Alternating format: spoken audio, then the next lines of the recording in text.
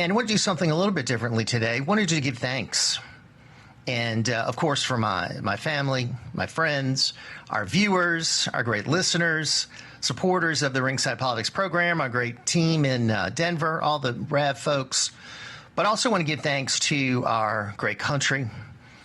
We are fortunate to live here in this country. We're fortunate to live in a country with a constitutional republic.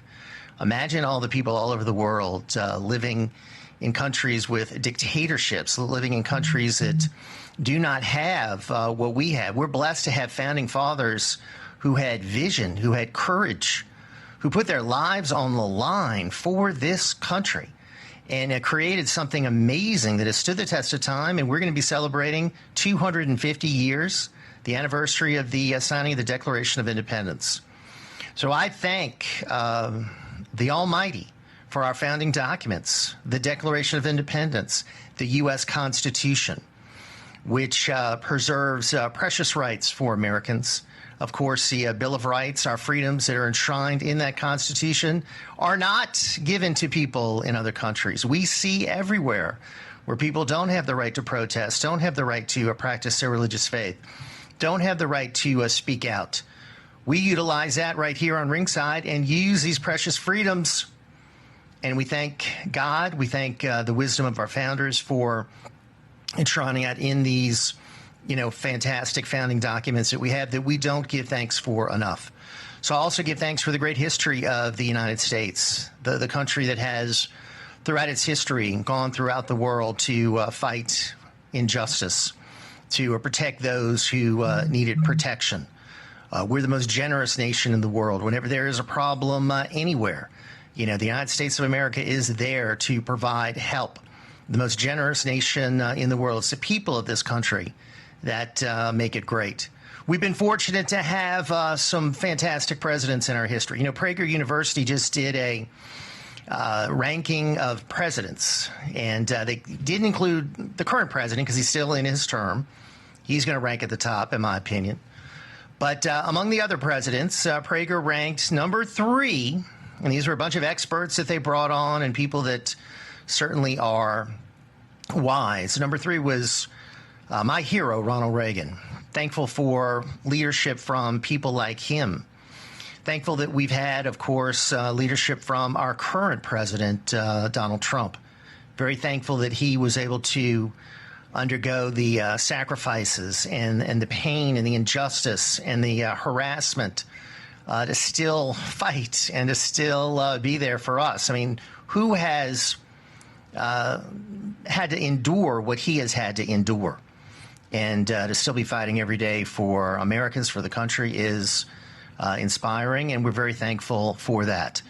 His record during this second term has been amazing, even better than the first term, which was fantastic. Fighting for world peace. I give thanks to all the different efforts he has launched to bring about an end to the wars, which have been raging around the world. I mean, just think, he's ended like eight wars and prevented wars, saved untold number of lives. Now, of course, the Nobel Peace Prize Committee is made up of a bunch of leftists and haven't given the man who deserves the Nobel Peace Prize the award. But he deserves it more than anyone. And that's because he has brought peace. He's done the job of the United Nations, which is irrelevant now. You've got President Trump. The United Nations, all they care about are causes like climate change and corruption. I'm thankful for the Trump administration and their efforts to secure the border. Remember, under creepy, sleepy Uncle Joe Beijing balloon Biden, we had a wide open border. We had tens of millions of people streaming in here. We had terrorists streaming in here, drugs. Now, through the efforts of this administration, we're stopping the drugs from coming in. We're taking out these drug boats. We're securing the border so we don't have gang members flooding in here, terrorists. Now we've got to remove the illegal criminals that are here. They need to go back home. They need to be put in prison. Okay? They don't need to be taking jobs and housing and opportunity away from the taxpayers. So I give thanks to the administration and what they're doing there. Give thanks for what the administration has done to unleash American energy. I'm from an energy-producing state. My dad was a member of the oil and gas industry, and for years worked in the industry. And I know how important that is to our economy, know that how important that is to our national security.